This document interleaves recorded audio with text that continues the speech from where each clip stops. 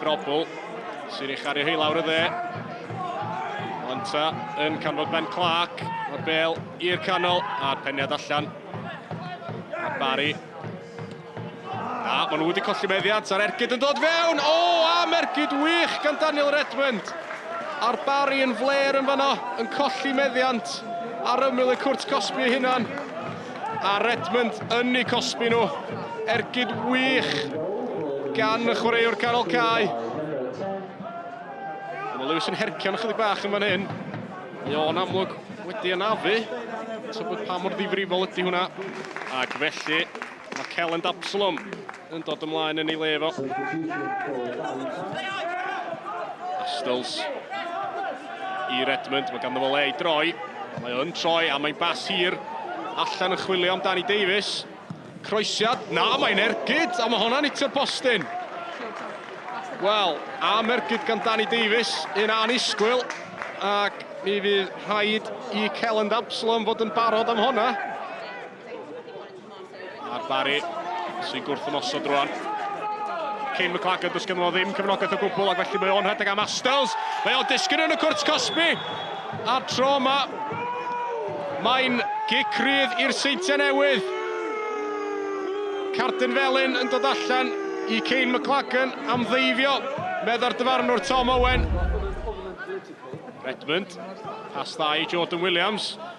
Ac mae allan i Marriott ar y chwith. Croesiad tua'r postyn pella. Absalom sydd wedi methu hi. Ac mae oddi ar y llinell gan Curtis MacDonald. A'r Barri rwan yn diag. Nôl â hi i Ryan Brobl. Davies unwaith eto. A Davies ar ei droed chwith i ganol y cwrt cosbi. MacDonald gafodd ei ben arni. Mae nôl i Jordan Williams. Joe Williams yn troi, a mae mewn! Wel, oedd hwnna yn anisgwyl. A'r golwr Celyn Absalom ddim yn siŵr chwaith, dwi ddim yn meddwl. Achos mi oedd Jordan Williams droi ac ergydio cyn iddo fo sylwi bron iawn. Pres. Allan i'r dde at McLagan, a McLagan yn ei rheoli hi.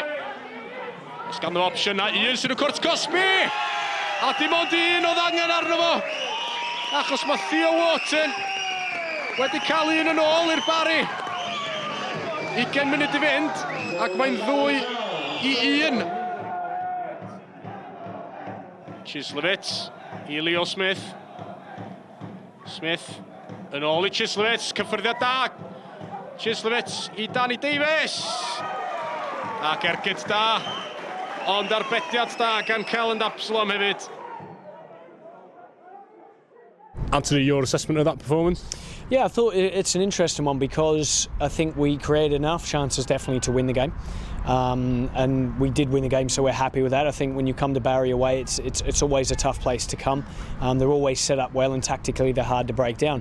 What I would say probably an improvement for us would be that we needed to get that third and fourth goal, I think, in the game, which we deserved to, and we created enough chances to. We just weren't clinical enough in the final third, and that's not necessarily at the forwards, but on all the players who found themselves in those areas, from set plays, from fullbacks, from midfielders getting in the box late. So I think if we'd been clinical, we could have scored more.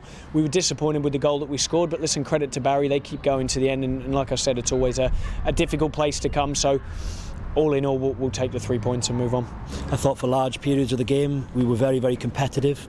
I thought it was a really good tactical battle. I don't think the highlights will reflect the true value of the game, really, because yeah, you know you're going to concede opportunities and chances. You need your keeper to make saves, but yeah, just super proud of my lads today, and I really feel for them because yeah, it hurts to lose, but there's a manner to lose, and that was probably it today.